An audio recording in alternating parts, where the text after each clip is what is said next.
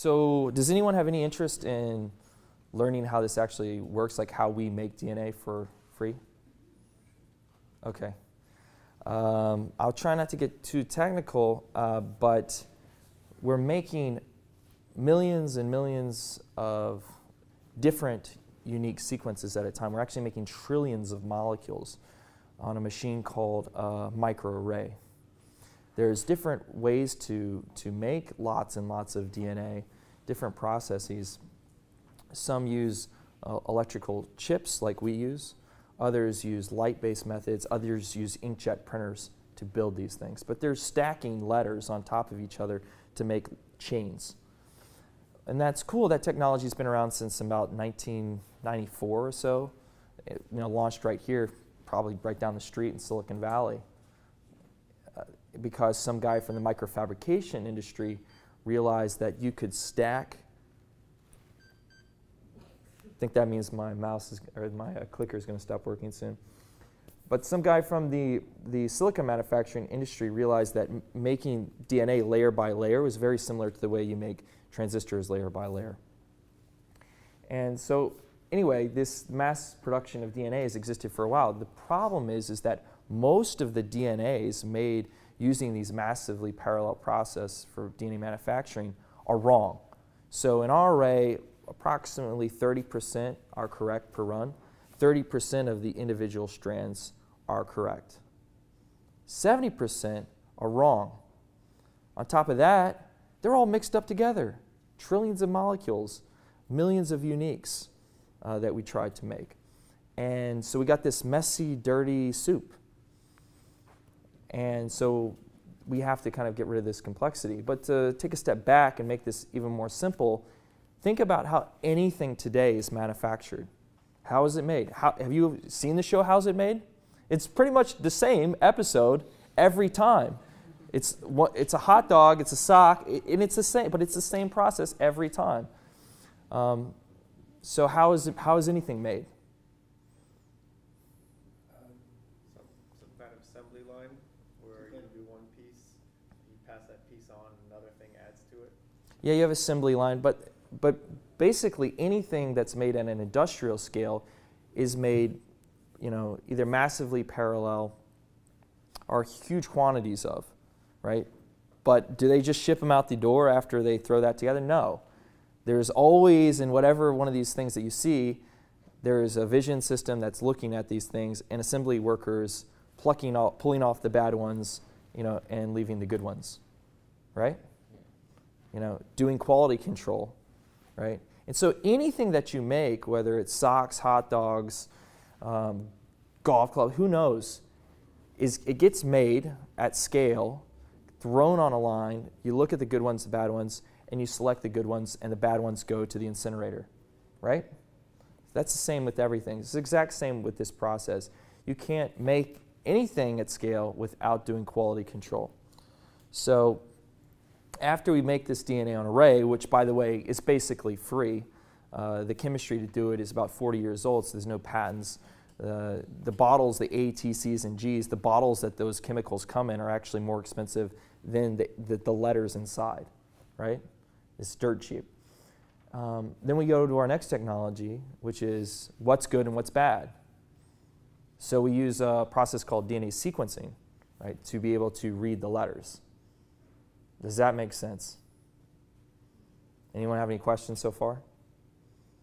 Okay. Would you just be reading one at a time that way? Or? No, we're reading many at a time. So after we make all this DNA, you got trillions of soup of trillions of molecules with only 30% or so being correct, all mixed up together. So what we do is we separate this soup. We separate the strands onto beads. So each bead gets one strand. Some beads get no strands. And some beads get 2 or 3 strands, which isn't good, by the way. And then we copy, but we aim to get one piece of DNA on one bead. Afterwards, we make millions of copies of the DNA on the bead, and then we stick it to a piece of glass. Now we've got about 1 billion beads, about 1 billion sequences on glass. next thing, we read these.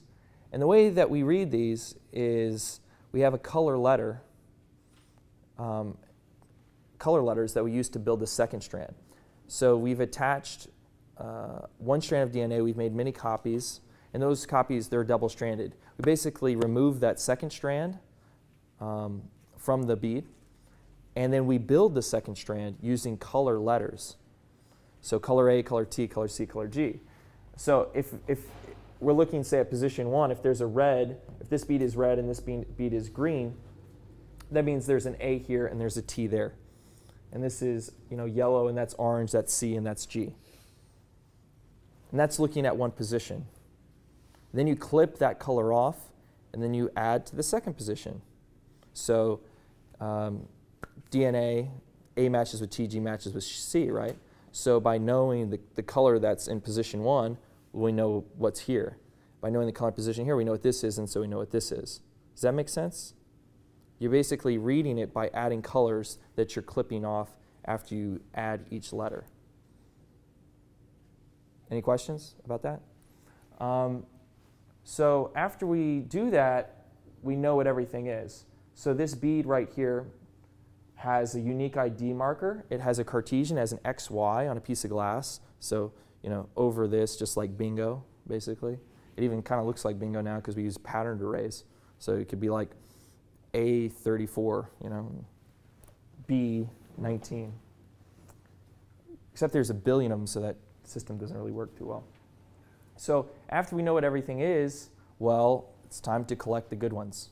The bad ones, who cares? They're going to get thrown away. They just remain on the plate, and then after we're done, we just throw that away. But to get these sequences off, we use a process called laser pulse catapulting, which creates an explosion on the surface of glass, releasing the sequences that we want, the ones that are correct, that we defined on the computer. So when someone sent us an email, it's got a long file of all these different genes that they want. Those get, they're about, maybe 1,000 or 1,500 letters, get broken down into 100 base pair pieces by our just computer software. And then we make those 100 base pair sequences on our array. We take those molecules attached to a billion beads, then we read those 100 base pair molecules on beads. Once we know what's good, we can recover the correct sequences. But that's not the end of it, because these are just small little pieces of DNA. For this to be valuable, they need to be longer, and so we need to assemble them, right? So we can do that multiple ways. We can inject beads multiple beads into the same well and assemble them all in the same well, or we could eject them into different wells and then use robots to assemble them. But this is a pretty dirty mixture, so we have to assemble and then clean it up a bit.